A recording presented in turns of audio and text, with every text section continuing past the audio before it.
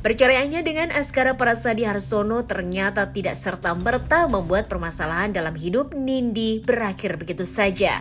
Rasanya masalah yang ada tampak semakin pelik. Apalagi belum lama ini, Nindi dilaporkan oleh mantan mertuanya ke pihak kepolisian atas kasus pencemaran nama baik. Di saat luka hati atas perceraiannya belum sembuh, Nindi harus kembali mendapati kenyataan bahwa ada masalah di depan yang harus diselesaikannya satu persatu. Lantas bagaimana Nindi melewati ujian hidupnya ini? Dan bagaimana Nindi menjalani perannya sebagai single parent di tengah permasalahan yang kian pelik?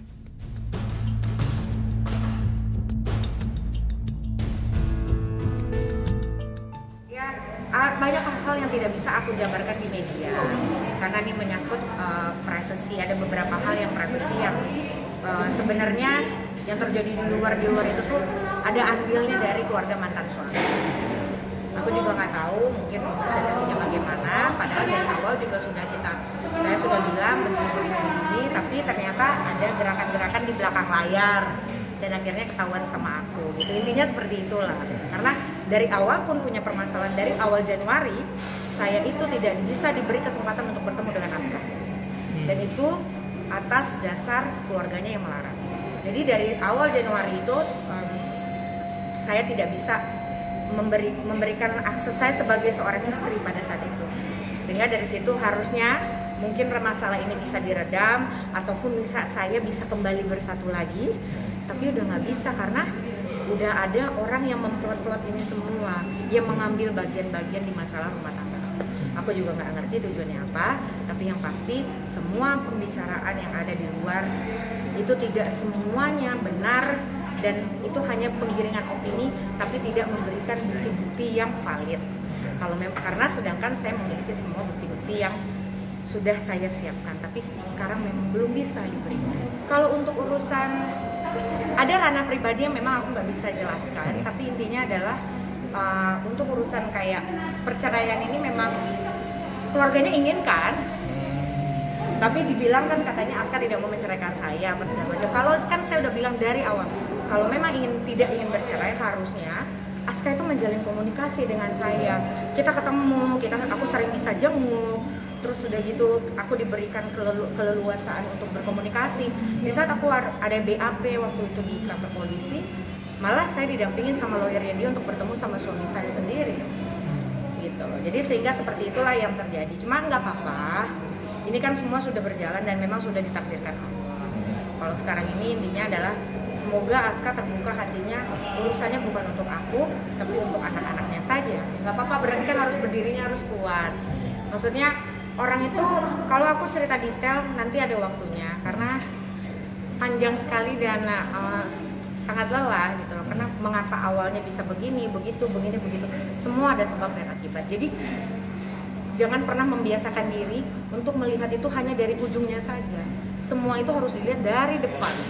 Nah, yang aku lihat saat ini adalah mereka selalu tidak mau melihat yang di depan. Iya, nggak gampang lah pertama aku harus bagaimana menjaga diriku sendiri dulu, karena di saat aku bisa mewariskan diriku, aku baru bisa mengatasi semuanya. Karena kan yang penting itu ada self healing aku dulu. Di saat aku udah bisa kembali, bisa tegak lagi, aku baru bisa menata anak-anakku dan apa yang harus aku tata di depan. Yang pastinya untuk menjadi single parent itu tidak mudah, apalagi orang lain banyak yang kaget, aku pun juga kaget, nggak menyangka bisa seperti ini. Mungkin tadinya aku berpikiran kita bisa berpisah baik-baik, tapi ternyata jadinya sangat-sangat rumit. Dan itu yang membuat menjadinya lukanya dalam lagi. Dijalanin aja lah. Kalau pelik juga enggak, karena alhamdulillah aku masih bisa melihat mana orang yang memang peduli sama aku dan mana orang yang tidak, gitu loh. Sehingga di sini pun aku juga melihat bagaimana caranya kita membatasi diri dengan berteman. Terus ada hal-hal pribadi yang memang kita bisa keep, ada hal-hal yang bisa kita sharing gitu. Begitupun dengan orang-orang yang bekerja, karena aku udah sering banget dikecewakan oleh orang-orang yang memang aku anggap percaya. Sering lah, orang kan karena nggak tahu aja. Di saat di rumah itu, di saat kalau memang hatiku lagi sedih, aku tuh suka sedih tuh urusan anak aja sih. Jadi kalau udah anak sama orang tua aku, kalau udah disenggol-senggol itu aku udah sedih. Karena kalau anak tuh di saat melihat kayak anakku yang perempuan, aku tuh nggak nyangka, karena aku kan lahir dari keluarga yang utuh ya, keluarga yang utuh. Aku sendiri perempuan, Kanara juga perempuan sendiri, tiba-tiba umur anak 4 tahun dia tiba-tiba harus kehilangan ayahnya, dan karena memang keadaannya ayahnya karena ada masalah hukum gitu loh. Terus tiba-tiba orang tuanya divorce gitu loh, sehingga itu yang membuat aku tuh hancur di situ. Jadi tambah lagi kadang-kadang kalau dia bilang ayah mana, kangen ayah, pengen ayah, karena memang tidak dipungkiri Aska itu sangat dekat dengan anak-anak. Jadi Aska itu tipe yang memang suka main sama anak, sering bercanda apa segala macam, karena kita kan, aku pacaran dari zaman kita muda ya, saat sangat teenagers gitu. Jadi zaman kita muda, zaman kita bentukannya kayak gimana sampai kita udah sekarang seperti ini tuh, itu udah aku laluin bersama, sehingga itu memori-memori itu pasti kan tidak gampang dilupakan.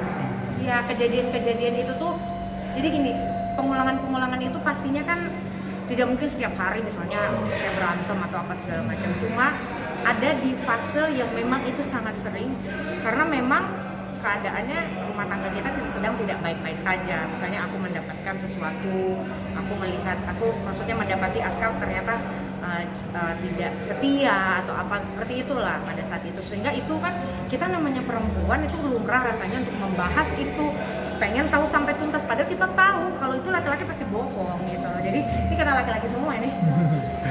Jadi gitu, jadi padahal nggak perlu ditanya kan, padahal udah kedapetan gitu loh, sehingga itu yang membuat jadinya sakit, terus permasalahan yang berlarut-larut gitu loh, sehingga jadi berantem apa segala macamnya kayak gitu.